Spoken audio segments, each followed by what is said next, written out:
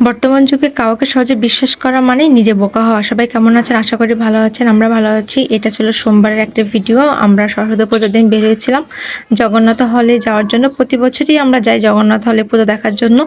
আর মাঝপথে একটু জ্যাম হয়েছিল। তো আস্তে, আস্তে কিন্তু আমাদের একটু সন্ধ্যা হয়ে গেছে। তো পুকুরের মাঝখানে যে প্রতিমাটা এখানে দেখা যাচ্ছে এটা কিন্তু পুরোটাই হচ্ছে পাটের তৈরি। অনেক সুন্দর। এটা প্রতি বছরই একটা করে এখানে বড় একটা প্রতিমা করে। অনেক সুন্দর লাগে এটা। আর যেহেতু সন্ধ্যা হয়ে গেছে, সন্ধ্যার ভিডিওটা আসলে ভালোভাবে বোঝা যাচ্ছে না। তো এরপর যে মাঠটা আছে জগন্নাথ হলের ভিতরে, এই মাঠের মানে এখানে প্রতিটা ডিপার্টমেন্ট থেকে কিন্তু পূজার আয়োজন করে। আর এখানে টোটাল মনে হয় 60+ প্রতিমা হতে পারে। ওই সময় কাউন্ট করেছিলাম।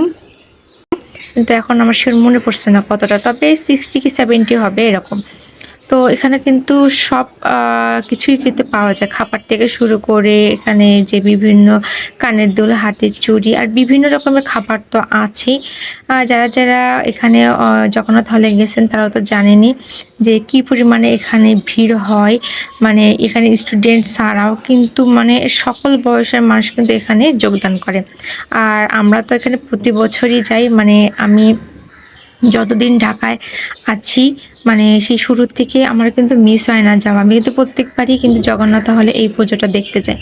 তো এখান থেকে একটু মুড়ি আর নারকেল আর চিনি দিয়ে এখানে বিক্রি করছে। তো নারকেলটা আমি আসলে পছন্দ করি না, এইজন্য আমি খাই নাই। তবে ইয়াসের পাপ্পা খেয়েছে। ওরা বলল যে হ্যাঁ, অনেক মজা হয়েছে খাবারটা।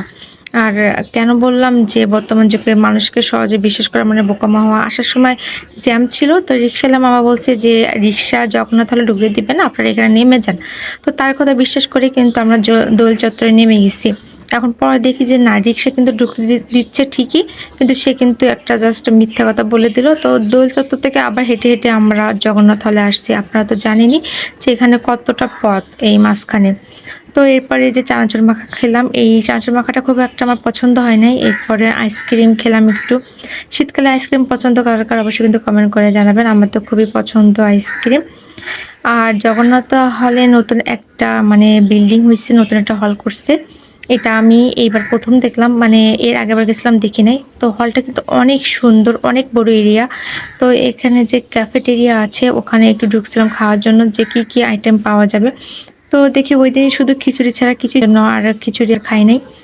এরপরে যে পারবে হলে কোনো বাধা নেই। এজন্য একটু ঘুরে ঘুরে দেখা। আর ইয়াস তো অনেক মজা করতেছিল, ওকে একটু ছেড়ে দিয়েছিলাম যে হলের নিচে এখানে। তো ও একটু দৌড়াদৌড়ি করতেছিল আর সেই সাথে আমরা একটু মানে হাঁটাহাঁটি করতেছিলাম। আর একটু ভাবছিলাম যেহেতু নতুন হল সুন্দর লাগছে একটু ভিডিও করি।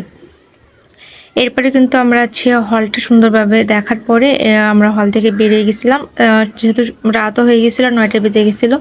তো বের হয়ে ওর জন্য ইয়াসের জন্য একটা বেলুন কিনেছি, যেহেতু বাচ্চারা তো এগুলো নিবেই। তো সুন্দর দেখে একটা বেলুন নিয়েছিলাম। এখানে আসলে দামটা একটু বেশি রাখছিল হলের মধ্যে, যেহেতু এখানে অনুষ্ঠান, এখানে সব কিছুর একটু বেশি বেশি দাম। মানে বাইরে যেতাম এখানে তার থেকে একটু বেশিই নিবে, এটা স্বাভাবিক। আর এখানে কিন্তু পিঠাপুলিরও কিন্তু আয়োজন করেছে। এই যে দেখেন এখানে অনেক রকমের পিঠা, মানে অনেক রকমের খাবারের আয়োজন ছিল।